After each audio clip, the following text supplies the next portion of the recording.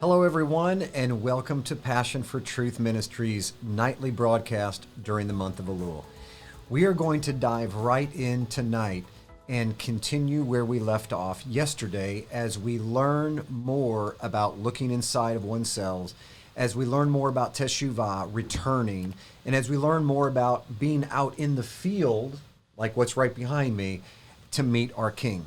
This is traditionally known as the time where the king is in the field, where the king comes out of the palace, off of the throne of judgment, and meets with his people before he goes back and sits to judge. And so this is such an incredible opportunity, these 29 days of the last month of the Hebrew calendar, on the civil calendar, I should say, before the head of the new civil year, which we call Rosh Hashanah, better known in Bible times as Yom Teruah, the blowing of the trumpets, the Feast of Trumpets. This is when it is prophesied that the Messiah is going to come back, riding on the clouds on his white horse and ready to judge the earth. Before that happens, before every knee will bow and every tongue will confess, I can promise you it is our responsibility to prepare that way for him to return now. And that starts with us stop looking at everybody else around us and all the problems that other people cause and start looking within. And if everybody did that, just imagine for a moment, if everybody looked within and took this month serious and stopped telling everybody else what to do and how to do it and how wrong everybody is, imagine the transformation that would happen within the bride of Messiah. We would actually be ironing out our wrinkles and removing our stains one blotch at a time as we conform to the image of Christ. So yesterday we talked in depth from a quote of Rabbi Yehuda Ashlag from his book Shemati from the late 1940s.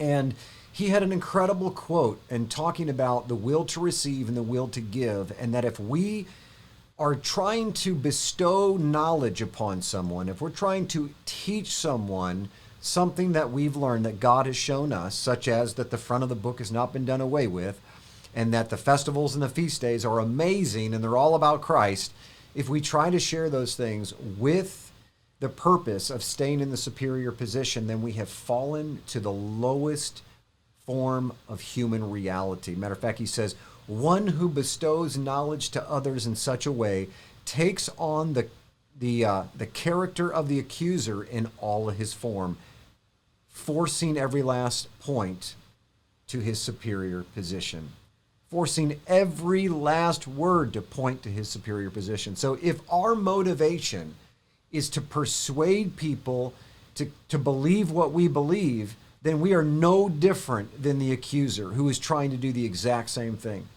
But if our motivation is to help people understand the truth so that they can be set free, and you ultimately care about them and their well-being, then what happens is you're taking the low position and putting them in the high position. And I can assure you that it's much easier to push people from below, push them up, lift them up, than it is to pull them up when they don't want to be pulled up.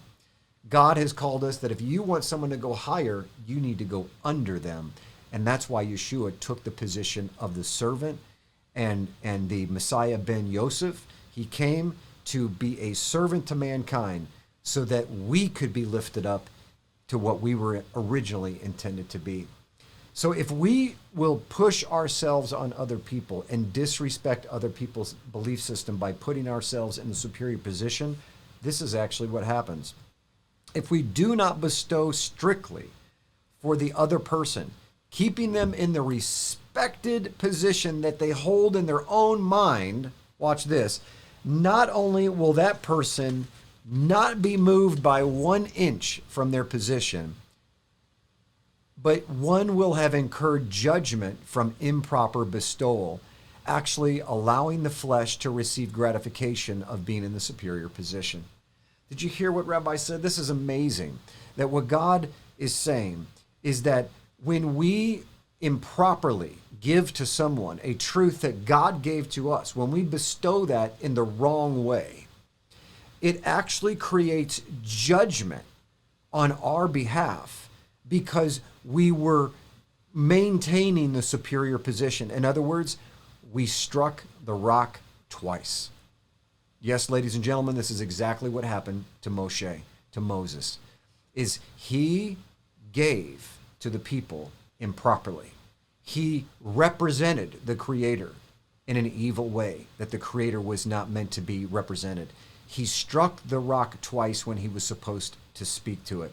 In the same way, when we share our beliefs, our thoughts, our motivations, even if it's not about the Bible, if it's not even theology, maybe it's just your opinion on where to go to dinner or what your spouse looks like in that outfit or what your kids should be doing or not be doing, when we give instruction to someone else for any other reason than to grow them in the knowledge of God or to help them in their character, if we do it for any other reason that we can be in the superior position, then we will be the ones that are incurred that judgment.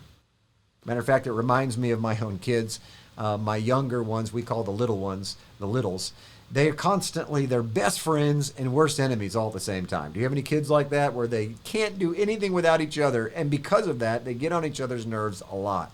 So we have a rule in our house that if someone does something wrong and they don't bring it to us and let us be the judge, if they judge improperly, then they're the ones that actually take the punishment. In other words, if one of my kids does something wrong and the other one does not handle herself properly, then we're not going to punish the one that actually did something wrong.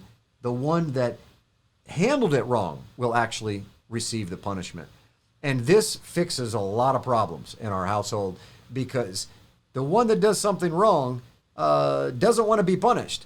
The one who was offended wants them to be punished. So it teaches them to handle themselves properly, or they'll actually be the ones to receive the judgment, even though they didn't do anything wrong originally. So that may have been a long tongue twister, but it's all to say this, that if we don't handle ourselves properly in the way that we communicate, either our offenses or even simple instruction to those around us, or trying to share our faith or something that we want them to learn, if we don't do it properly, we will incur the judgment of God. I cannot tell you how many people I have met that have walked away from wanting to follow the front of the book because there was a teacher that taught them that they had a bad taste in their mouth because of some mean spirit that they had or how they were demeaned online. Or it should never be, ladies and gentlemen. God should be able to go through your Facebook feed or your YouTube comments or anything that happens online, which is in print forever, by the way. If he were to just print them all out and at the judgment, just balance it out of the positive versus the negative. Let's just put it on a cosmic scale, right? Where would you lie? Where would some of these, quote, teachers lie? God has not called us to demean someone else's faith or their belief system. Yeshua never did that. Even the woman at the well, he was kind and gentle, and he just shared his thoughts, and it transformed an entire community. So we need to be very careful on how we share these things and how we believe as far as how we look at ourselves. We need to make sure that we put ourselves in the low position. Now watch this. When we're in the low position, do not despise your low position, for it gives us a better view of his throne because he is high and lifted up. Did you hear with that, ladies and gentlemen? My friends, brethren, when we are in a low position, don't feel like that you are in an inferior position. There's a difference between inferior and low. You can both be human beings, and one can bow before the Creator and be in the low position, and one can stick his chest out, and be in the high position. One is not inferior, one is simply lower. And so when we choose to put ourselves in the lower position, what happens is it just simply creates a greater vantage point to see him high and lifted up. If you don't see God in the right perspective of being high and lifted up, then you're not low enough. If you don't see the glory of God all over your life, then you're not low enough. If you don't see the power of the living God working in your life, you're not low enough. God calls us to be low so that we can actually grow in his glory. He wants us to be in the train that fills his temple. He wants us to be under the shadow of his wings. But you know what? In order to be under the shadow of his wings, you got to be okay with the dark. You got to be okay with feathers ruffling you, your feathers being ruffled. You have to be okay with the uncomfortable, because to be low is to be high. To be high is to be low. Everything that is logical in this realm is illogical in his realm. Everything that's logical in his realm is illogical in our realm. I'll give you an example. Do you think that angels have faith or even need faith? Brethren, I'm going to tell you right now, they don't. They don't need it at all. You know why? Because faith doesn't mean anything to them. They live in that realm already. For them, it's not called faith. It's called reality. They live in the reality of the truth. They live in the reality of God's promises. There is no doubt because they're already surrounded by the light. In our realm, living in the dark, we do not have a clue what reality is all about. When we walk in faith, we're actually walking above logic, above reason. And when we do that, we're walking in God's reality. And that's when we are absorbing his glory. That's when we become high and lifted up. When we become under the shadow of his wing, when we're willing to get off this earth and Nasa, be lifted up under the shadow of his wings. It says this, to know one's to know one's lowliness is to know one is not more privileged than one's contemporaries, for not everyone is given the same gifts to accomplish the same work. Did you hear that?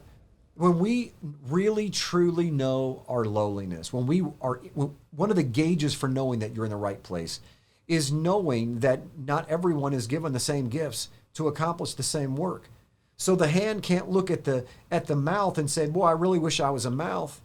The one who is the foot cannot say to the head, boy, I really wish I was the head and could be that smart.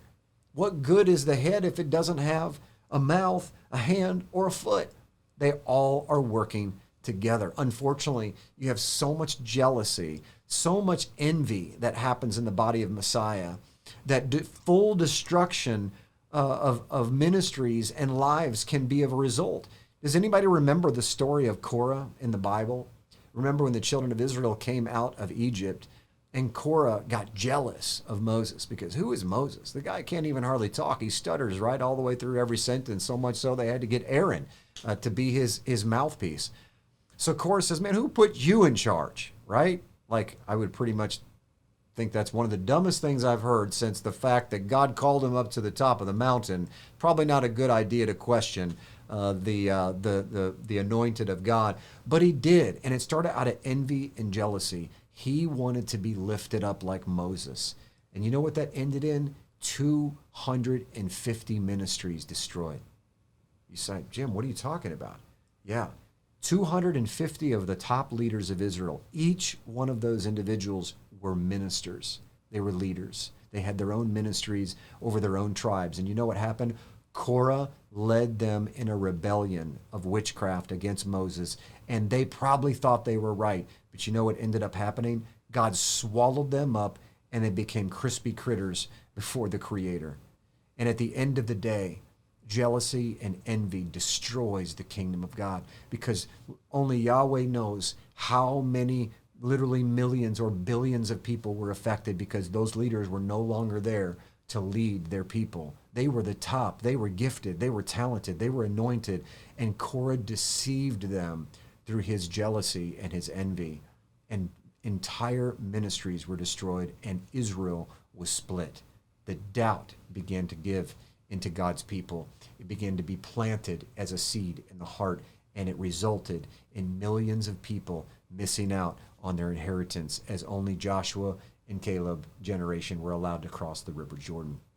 So when we take the position of recognizing that we're all in this together, that we're unified under Christ, and we actually get to that place in our heart and mind where we're okay with not being the best, we're okay with being a servant, we're okay with being low, then guess what? You're already in the higher position in his realm. You're already walking in heaven reality. Lowness is when one is despised before men. When one is low, one can see him high and lifted up. When one understands, when one looks at oneself in a situation and realizes that he's deceived himself, he maintains a position of self-reflection, and that he is the one deceived. He gives the Creator, listen to this, my friend, he gives the Creator the authority to be the judge and reveal the truth in due time. Did you hear that? What God is saying is this, is that when you come to a place where you're okay with being wrong, that you're okay with being the one, the odd man out, not having to be the top dog or not having to be right all the time, when you choose to put your other friend first, you're not your wife, your kids, your employer, your friend, when you choose to put other first and love them and stay in the low position, like we said in yesterday's broadcast, not only are you derobing yourself from the pride, which puts you in the feminine position, which automatically initiates the husbandry inside of Yahweh to come and clothe you with his glory and honor you, what you're doing is you're giving him the authority to reveal the truth in the right time. Have you ever thought, my friend, that in whatever situation that you're in, let's just say you're trying to share your faith, since we're talking a lot about that today, and you're trying to share your faith and your mom doesn't get it, or your dad doesn't get it, or your kids don't get it, your spouse doesn't get what you're trying to share. There's one of two things, I believe, my friend, that's happening. One, either you're sharing it and bestowing it in the wrong way and creating a deficit in your own spirit life, and you're creating a deficit in them or a stumbling block in them to receive it or hear it because you're not living out the law of love, which is all of the law and the prophets right there. Or number two, it's simply not God's timing. Is it possible that we could actually put people back in the hands of the Creator and say, you know what, here's what God's doing in my life, and never tell them that God needs to do that in their life, but say, this is what the Father's showing me. And if they don't get excited about it, then the Spirit of God has not illuminated it inside of their heart, because the Bible says that only the Holy Spirit can draw a man unto himself. It does not happen through intellect. Paul says, I did not come with persuasive words and all this intellect. I came with the power of the living God. I want to see the power come into this movement as God's people begin to see the roots of their Christian faith, and they see the Spirit infused into the truth. The power is inevitable to come, my friends. So I encourage you this night, as we come to a close, to make sure that you check your heart at the door and check in somebody else's when you walk through. It's not about you. It's about them. It's about the Creator doing great things in their life. Pray for them. Give God the opportunity to show a miracle when you love first. Learn to listen, learn to love, and you'll fulfill all the law and the prophets. I'm Jim Staley, and I pray that God blesses you and keeps you this evening. We'll see you tomorrow night. Shalom.